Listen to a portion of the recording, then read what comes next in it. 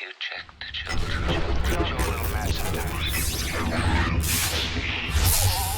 Hi, I'm Chucky. Wanna play? Sometimes that is better. You're gonna need a bigger boat.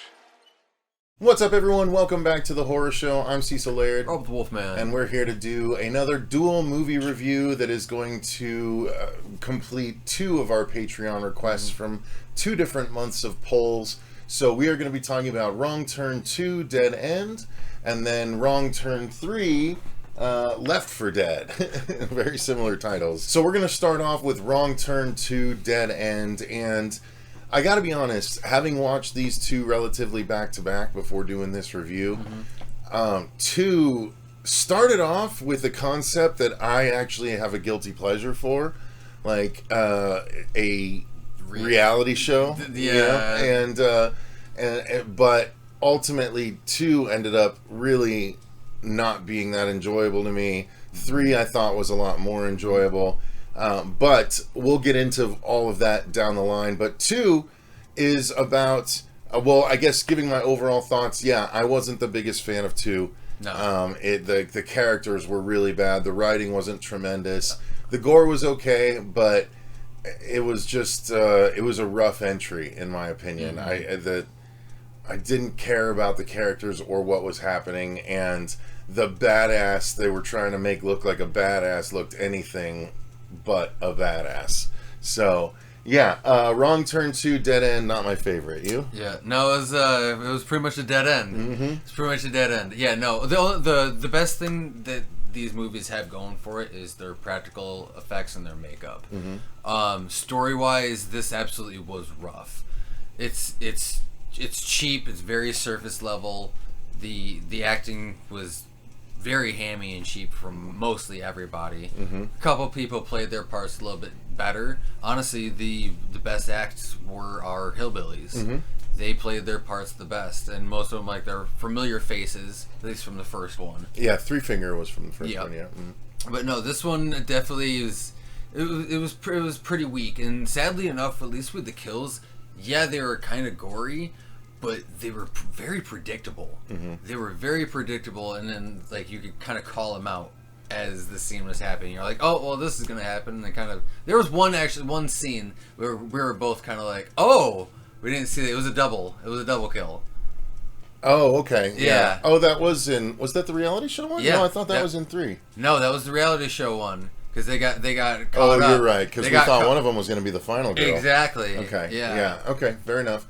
That was one. Yeah. That was one surprising kill, I will actually say, because I kind of expected a little bit. I was hoping I would say. But overall, you weren't the biggest fan. No, God, no. Yeah. This was pretty weak. So yeah, we'll burn through our normal review style here. Acting wise, it was kind of a joke. The only one I knew was Henry Rollins. Yep.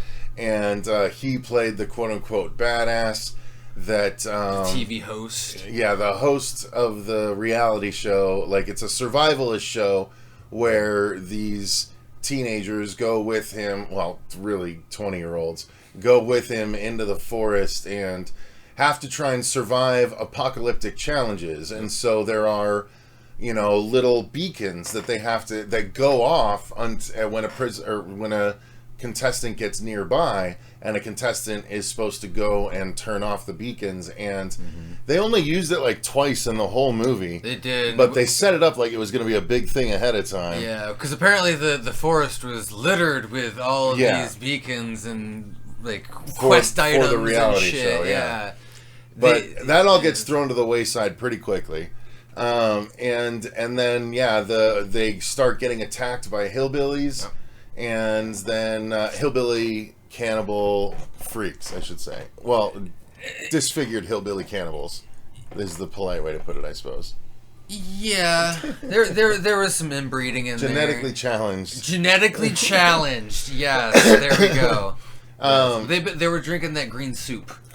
Yeah, so again, normally I actually kind of like a reality show setup. I think it's fun. I enjoyed it when they did it in Halloween.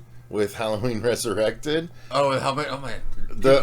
Whichever. Yeah, it was Resurrected. No, it was Resurrection. Yeah, I feel like I hear a lot of people talking crap on throughout the whole Halloween franchise. Yeah, well, yeah, a lot of people really hate it. Right. But there's one of the books in the Meg series, Meg Primal Waters, has to do with a reality show. Okay. And, like, daredevils daring to surf in the sea where there's Megs and stuff. And, of course, they get gobbled up. And Well, of it's course. really fun. Of course. So I like that kind of thing. I like, again, guilty pleasure. It's not deep well, hell, even stuff, that's but technically it's entertaining stuff. The idea of what they're planning to do with the new Anaconda movie that was Right. that's been in talks. Right. It's in Supposedly. talks, That's the goal. Which but- is an interesting concept. If It they're is. going to take it that way, being like the whole meta reality thing, that's a pretty cool little angle. But yeah, so the film progresses with more and more of the kids getting picked predictability. off.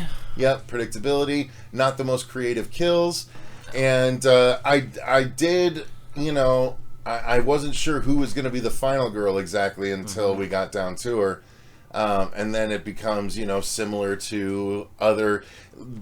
Wrong Turn 2 actually got very close to Texas Chainsaw the way House of a Thousand Corpses got really close to Texas Chainsaw with the family dinner. Oh yeah. So yeah, very Texas Chainsaw like, and for whatever reason, looking at Wikipedia before we recorded this review, it said that number 2 is the best reviewed entry in the franchise, and I don't understand how, because it was. I don't understand that either. I was not a fan of it. So yeah, I mean, kills wise, I can't even remember the specific kills that we got in that one outside of the double kill that you just reminded me of. But yeah, so. There was one like a barbed wire bola and everything. Oh right. That was like okay. I will like this is again one person that just stood there and let it wrap around their neck. Believe me, that was a fucking no ducking involved. Bullshit kill. No ducking bullshit involved. Kill. But I will again the creativity you have to give to at least the designs of the weapons. Yeah. Like that's some highlights that we should be. Yeah, the barbed wire bolo is pretty sweet. The weapon design and things. Those are some honorable mentions that are definitely not skimmed in with these movies. I'll keep them. I'll keep them on that credit. Yep, that's true. But I give it a 2 out of 5. Out of 5, yeah, that's fair. 2 out of 5. That's fair. I'd the give gore it a 2 out of 5. is there, but it's not enough to save the acting or the story in this one. So. That's as much as there is to say, really, about Wrong Turn 2. Just not very good. No. Although there was completely unnecessary nudity, right? Isn't that the one where... Wait. Or was that in 3? No. I think, no, it was 2, but it was in the beginning of 3. Oh, it was the opening. Oh, okay. It was the opening of 3, right. But even the scenes in 2... still made no goddamn sense. The cannon fodder Yeah. in 3 at the very beginning. They flashed you just for the sake of titties. Yeah. Lots of that. It like, served nothing to the story. Exactly. In retrospect, it's like, okay. I'm sure I would have loved it as a 14-year-old, though. You know what I mean? So, anyway, moving on to Wrong Turn 3. What was this one called again? Left 4 Dead. Left 4 Dead, right. Yes. Something else dead. Yes. And this Either one... way, you're going to die. So I did enjoy this one better than the last one. If I had to rank the last one, I think a 4 out of 10 is accurate, like what you said. So this one, I would say, is closer to a 5, 6 out of 10. Definitely enough to be at least 1 better than the last movie. No, that's true. But maybe even 2. This one was about... again, it is really silly and really convenient and everything, but... This one is about a group of prisoners that are being transported from one place to another, and they go through the woods where the cannibalistic hillbilly family are, and they run afoul of them. They the family purposely wrecks the bus via a pretty clever barbed wire trap from their truck. Again, you gotta give props to the production design, the production design and everything in that department. Like they're killing it with the design and the new designs of the different weapons for each movie, because it's nice because you're not always regurgitating the same stuff. You're seeing some new kills and some new weapons in each one for whomever is on the screen. Now. I was going to say, this one is different than the others insofar as there's only 2 of these cannibals in the whole movie, and one of them doesn't make it very far into the film. And is used pretty aggressively, to be honest with you. I was a little... I was like, wow, not only is it a kid, but, like, to do that... Yeah, like, well, don't give it away. No, I know. I'm just saying. But at the same time, though, with the characters that we had, it's not abnormal for that person to have met its fate. Yeah, no, I guess. But... So this plot plays out. The prisoners are trying to escape, but they also, happen across a score from some kind of heist, and they want to try and keep the money on their way out of the woods. And, they don't necessarily make it very far. Oh, hang on.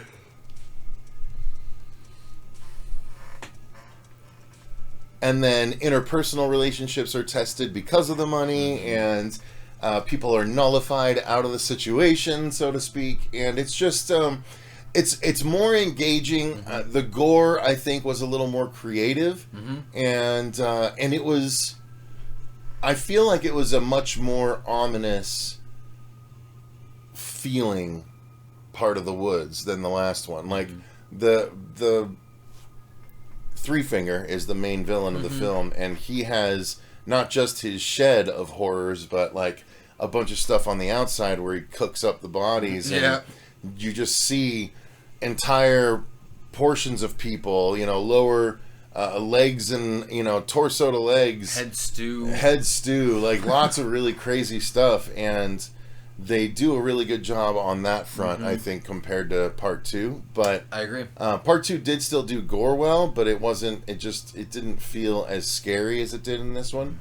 The problem with that is also like the problem with at least like I'm gonna go back to like using the first one as an example as well, along with 2. Okay. Is the tension isn't as high during the day. With this one being set at night, it made it a lot more ominous and creepy. I think that parts of it were at night. Parts of it, the main parts and everything. But I feel like that helped to serve this story a lot better. Could be, yeah. Because again, you're getting hunted. Well, for one, getting hunted through the woods, regardless day or night's terrifying. Yeah, sure. But when you put in the element of you're lost, you can't see, if that darkness, but those elements. This movie definitely was done a lot better than the second one. Yeah. Again, going back to the creativity for some of the kills and some of the weaponry.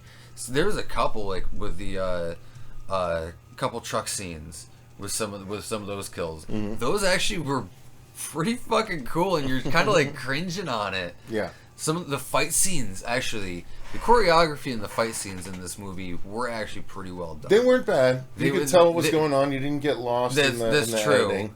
They were subtle on some of the CG. Towards the end, they got a little overly heavy on some of it. There was a lot of, I feel like, strangely used unnecessary CG. Yeah, like there was a time when someone's dragging a body by a hook in their back, and they painted on like the wound as they were being dragged, and you could tell it wasn't moving the same way the body underneath it was, and so a lot of little things like that. A brain scene. Oh, the brain was rough. That was the oddest thing too. That was really weird. I don't understand why. I don't know if that was supposed to be a stylistic choice or what, but they show us that shot, and then a character collapses and has a breakdown right afterwards. I don't think that's a coincidence.